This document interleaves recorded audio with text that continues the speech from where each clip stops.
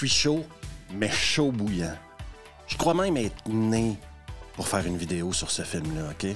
Et pour ceux qui connaissent pas Andy Sidaris, eh bien Andy Sidaris, il est fan de deux choses dans la vie. Les gros flingues et les gros...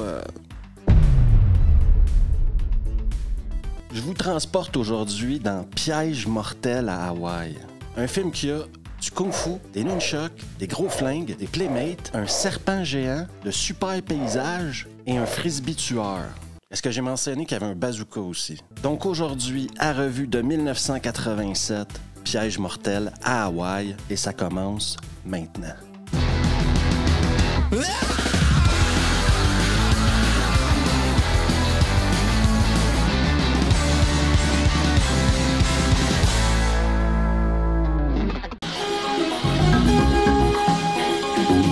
Le film commence en nous présentant deux agents de la DEA. C'est spécifié dans la VO qui travaille pour la DEA. Dans la VF, c'est une agence.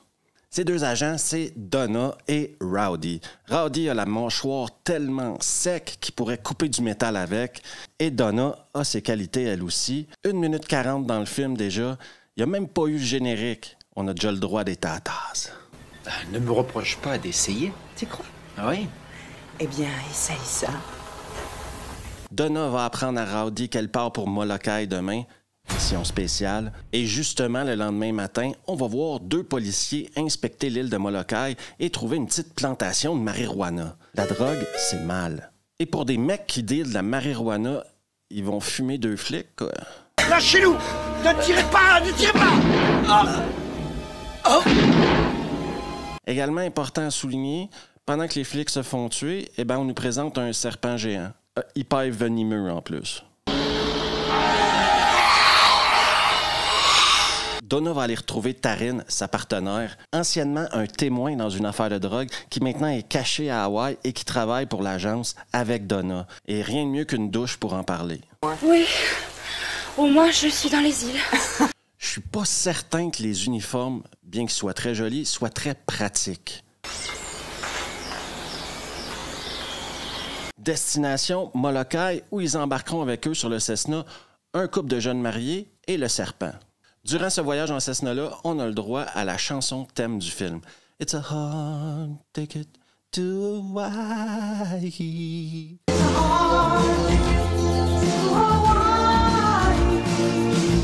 On va rencontrer M. Chang, le méchant du film, qui fait des trucs de méchant, comme envoyer un hélicoptère téléguidé porter le paiement de sa livraison de drogue. Et justement, cet hélicoptère guidé-là va atterrir juste à côté de Donna et Taryn. Ils vont ouvrir le truc et trouver deux petites boîtes dedans. Ils vont laisser une des boîtes là et prendre l'autre. Regarde, la porte s'ouvre toute seule. Embuscade! Qui se doutait que des nunchucks, ça se lançait comme ça? Après leur exploit au nunchuck et à l'étoile chinoise, elles vont quand même réussir à se sauver avec une des deux boîtes. On est maintenant au restaurant Eddie.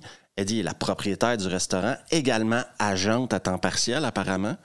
Excusez-moi Ashley, je pense que tu as des réservations à vérifier. Je vais guider Charlotte pour toi. Bon, d'accord. Et on va voir un caméo de Andy Sidaris, le réalisateur du film. Je vous concocte un excellent contrat, croyez-moi. Vous m'avez violée ou à peu près la nuit dernière. C'était la nuit dernière et aujourd'hui c'est ce soir. Toujours au restaurant, on va rencontrer M. Romero, lui à qui la marijuana appartenait apparemment. Oui, boss, on s'est fait piéger au sujet du colis, à son barré. On dirait qu'ils vous ont presque tué. Et comme c'était coutume dans les années 80, Donna et Taryn vont aller à poil dans le jacuzzi inspecter la contrebande, la petite boîte qu'ils ont trouvée dans l'hélicoptère téléguidé. Et c'était des diamants. Pas étonnant qu'ils essayaient de nous tuer. On va avoir des méga problèmes. Si vous écoutez toujours la vidéo, n'hésitez surtout pas à vous abonner juste ici, laisser un pouce bleu et pourquoi pas un commentaire. Ça fait longtemps qu'on n'avait pas vu Rowdy et on va retourner sur le Malibu Express où il est avec son pote débile, Ched, en train de pratiquer leur kung-fu, je pense. Ou quelque chose qui ressemble à du kung-fu.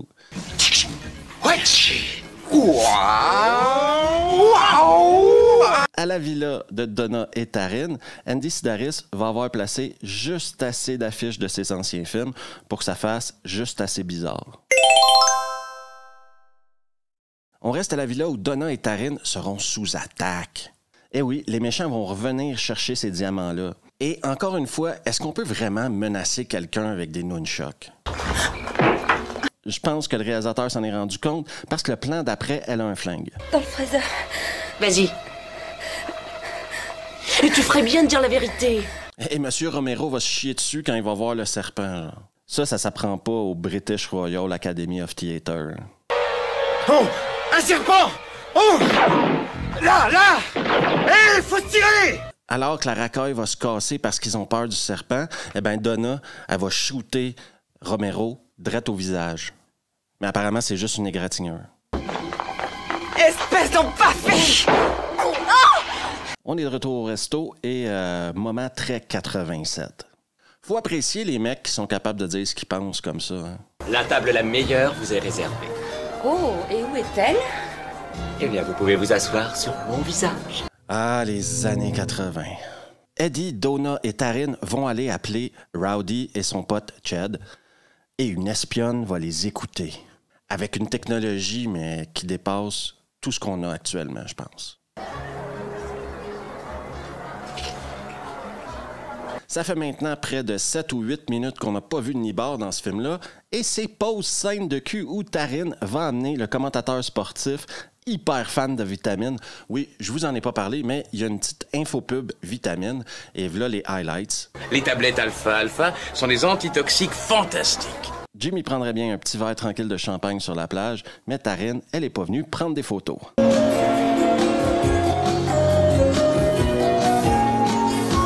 Rowdy et son pote Chad arrivent enfin sur l'île de Molokai avec un splendide Jeep Wrangler et un coffre plein de flingues. Heureusement, parce qu'ils vont en avoir de besoin, ils ont un assassin en skateboard qui les pourchasse. Un assassin en skateboard accompagné d'une poupée gonflable pour cacher le flingue.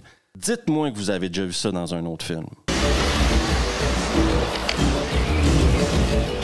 Et si vous pensez que ça va pas plus loin que ça, eh bien, regardez bien comment ils règlent le problème d'assassin. Ils vont lui rentrer dedans.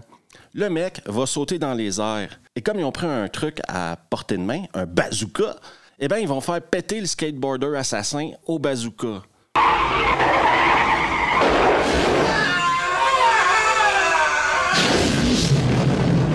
Et comme si c'était pas assez, ils vont faire péter la poupée gonflable aussi. Parce que Chad et Rowdy, ils n'en ont pas de pitié pour personne. Même les poupées gonflables ont des comptes à rendre sur Molokai.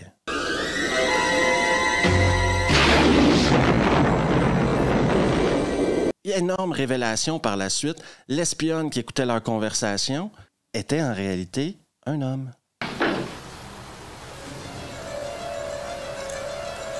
Le travesti, une culturiste et un autre mec vont capturer Eddie, la prendre prisonnière. Eddie, je vous le rappelle, c'est la fille qui travaille à temps partiel pour l'agence et qui travaille au resto.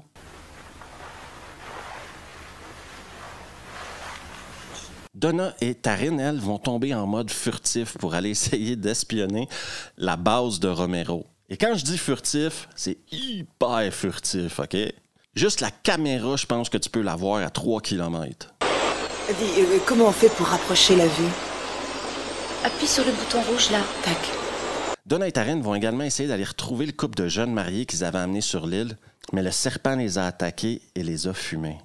Ça faisait quand même longtemps qu'on n'avait pas parlé du serpent. Là, le serpent, il est de retour dans l'action. Regarde, ça se développe. Le serpent. Et maintenant, vous croyez que vous avez tout vu encore dans ce film-là? Eh non. Il y a maintenant une scène de culturisme féminin avec des nunchucks. Oui, parce que dans ce film-là, il y a des nunchucks. Je sais pas si vous aviez remarqué, là, mais il y a des nunchucks.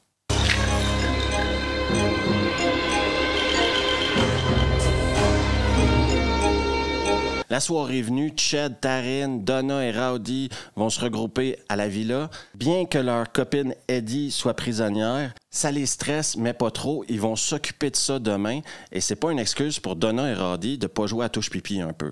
Ça fait quand même un bon 24 heures qu'ils se sont pas vus. Ça pique. Monsieur Chang va avertir Romero que c'est fini les conneries, qu'il est mieux de mettre de l'ordre dans tout ça, là. Lui, il n'a plus de temps à perdre avec l'incompétence. La dernière fois que votre livreur est venu, il manquait quelques kilos. Au petit matin, c'est le début de la mission Sauvons Eddie. Le frisbee, c'est quand même un sport incroyable. Sauf quand tu joues avec Rowdy. Eh oui, on va atteindre un des moments épiques du film où le garde, comme vous avez vu, adore le frisbee et Rowdy va aller jouer au frisbee avec lui. Sauf que Rowdy avait préparé un frisbee spécial. Un frisbee avec plein de lames de rasoir alentour. Et il y a des scènes que tu vois dans des films une fois dans ta vie et elles te marquent pour le reste de tes jours, quoi.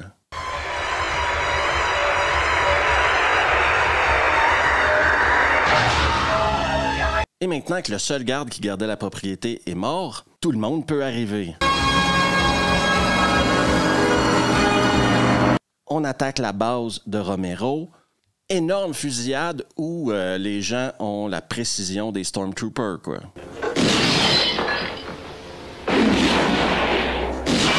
Taryn va fumer un mec. Je vous rappelle que Taryn, elle est pas vraiment flic, hein? Elle est juste là pour aider. Mais elle a quand même tué quelqu'un, là. Jette ton arme!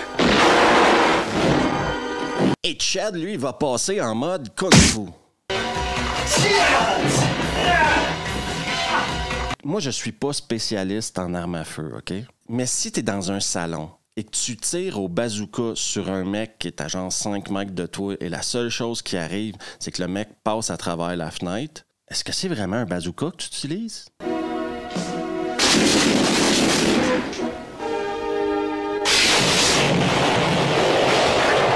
Eddie est saine et sauve et Chad va aller la retrouver.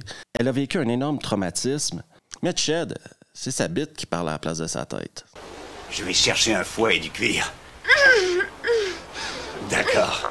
On voit la racaille qui essaye de se sauver en hélicoptère. Qu'est-ce que vous croyez qui peut arriver? Eh ben oui, on a un bazooka, on a un hélico. 1 + 1 égale... Donna, vas-y, tire! Donna va rentrer à la maison et être attaquée par Romero. Heureusement pour elle, elle avait un harpon dans son garde-robe. Oui, un harpon dans son garde-robe. Sauf qu'un harpon, c'est pas assez pour tuer Romero. Elle va essayer d'y aller avec un canif aussi. Se réfugier dans la salle de bain. Et ça fait longtemps qu'on n'a pas parlé du serpent, là.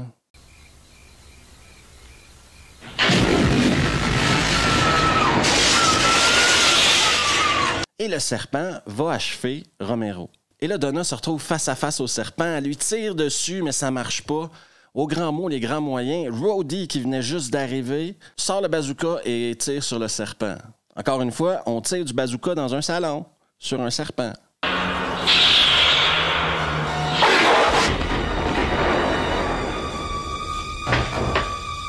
Il reste plus qu'un ennemi maintenant, c'est Monsieur Chang, le mec derrière tout ça. Et tant qu'à aller tuer un mec, ben aussi bien y aller en limousine. Et là, Monsieur Chang va essayer de lancer un katana à Rowdy et Donna. Oui, il va lancer un katana.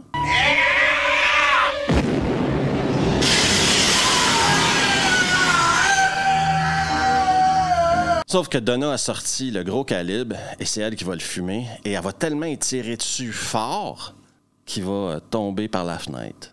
On se retrouve sur le Malibu Express. On est beau, on est jeune, on est riche. On célèbre notre victoire. Et c'est la fin de Piège mortel à Hawaï. Hey, Colline! Tu sais que t'as un beau cul? Et toi aussi, mon vieux. Combien de films vous avez vu dans votre vie où il y a un mec qui se fait tuer avec un frisbee rempli de lames de rasoir? Combien de fois vous avez vu un serpent se faire tuer au bazooka? Et des scènes comme ça dans ce film-là, il y en a à plus savoir quoi faire avec. Andy Sidaris a une collection de 9 films et il y en a au moins 7 que je pourrais utiliser pour les vendredis nanars. Et je risque d'en utiliser au moins 4 ou 5 parce qu'il y a des perles. Je sais très bien que ce genre de film-là, c'est pas la tasse de thé à tout le monde. Mais si vous aimez le genre de film où plus le film avance, plus ça devient débile, et que vous êtes capable d'en rire au lieu de voir ça comme une attaque contre le cinéma, parce que Piège mortel à Hawaï, c'est pas du cinéma, c'est un film. Vous allez passer un moment exceptionnel. J'imagine que les gens qui écoutent Vendredi Nanar sur Revue ont une propension pour ce genre de film-là. Si vous n'avez pas vu Piège mortel à Hawaï, je ne peux que vous le conseiller parce que vous allez passer un très bon moment. Je crois sincèrement qu'il est dans mon top 5 super nanars. Et là, je parle de nanars qui sont faits pour être des nanars. Pas des mecs qui mettent 30 millions sur un film et que ça devient un nanar avec le temps. Merci à tout le monde d'avoir pris le temps d'écouter la vidéo. Si vous avez aimé ça, n'hésitez surtout pas à vous abonner juste ici. Laissez un pouce bleu, un petit commentaire et on se revoit la prochaine fois.